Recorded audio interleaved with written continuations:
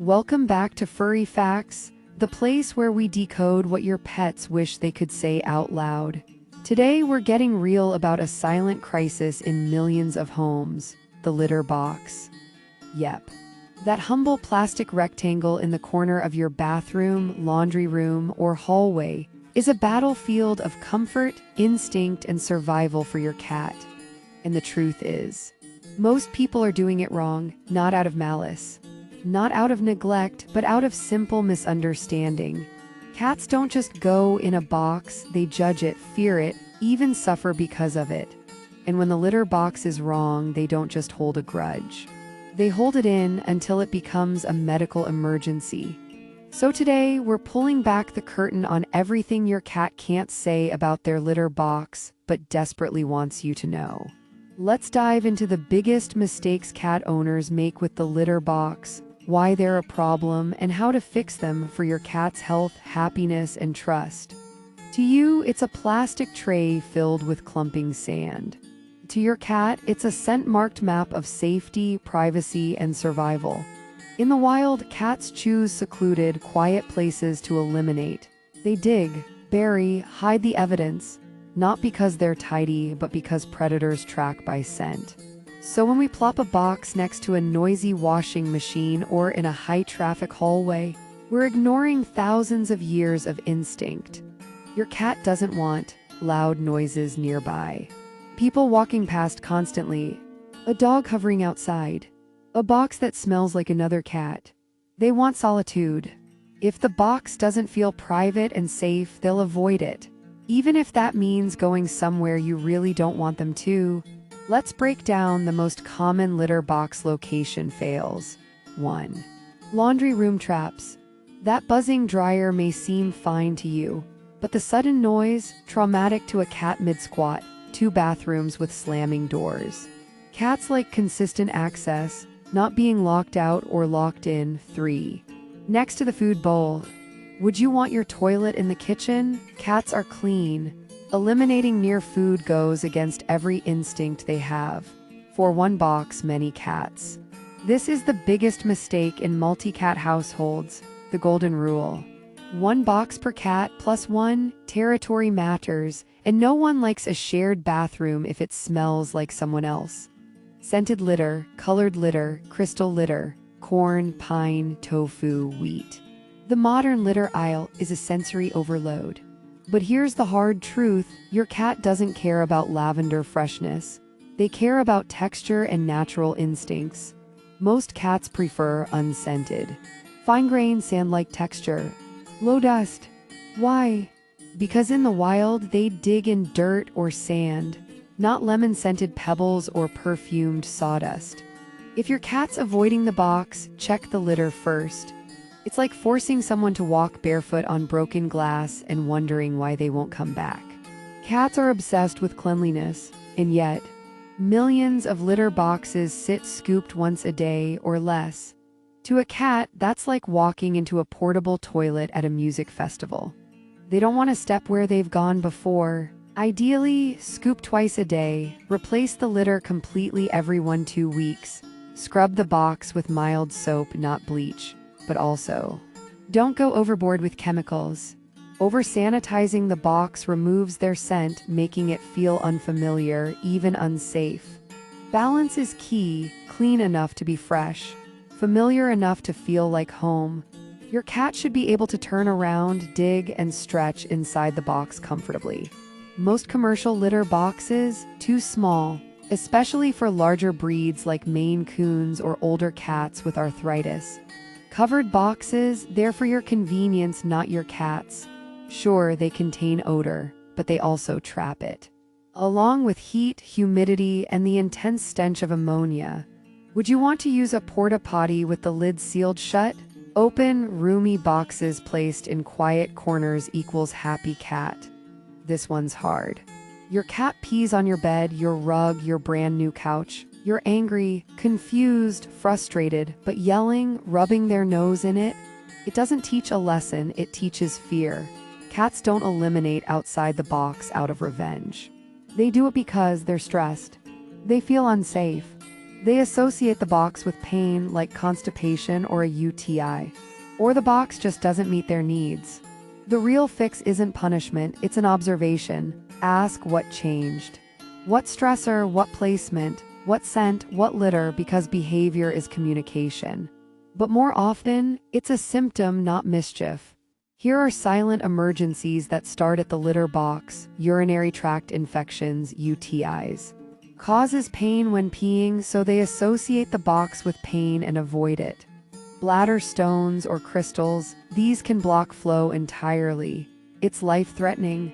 Constipation, hurts to eliminate, again, box equals pain. Diabetes or kidney disease, more urination, sometimes accidents outside the box.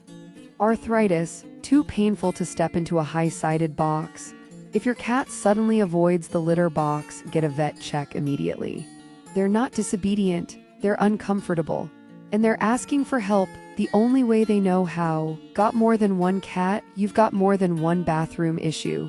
Even if they seem fine, cats can have intense territorial stress over litter boxes.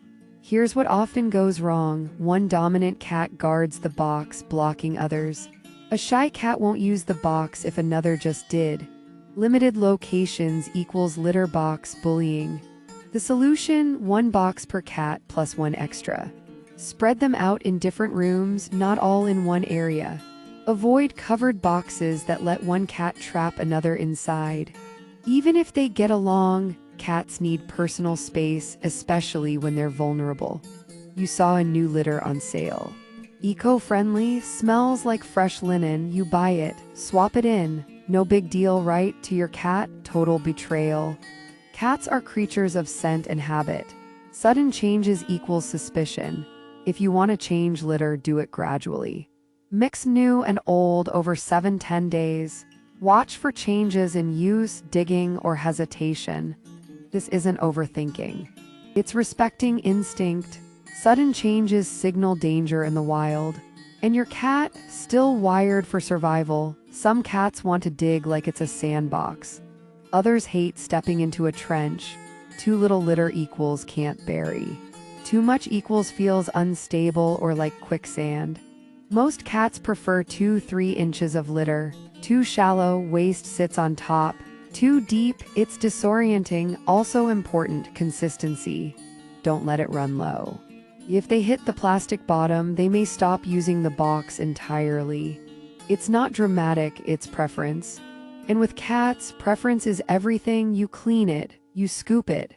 But when was the last time you replaced the box itself? Over time, plastic absorbs odors. Micro scratches hold bacteria. Even with cleaning, the box can start to reek. If you're still using the same litter box from 5 years ago, it's time. Cats smell what you can't. And if it smells like history, even clean history, they may reject it. Refresh the box every 1-2 years.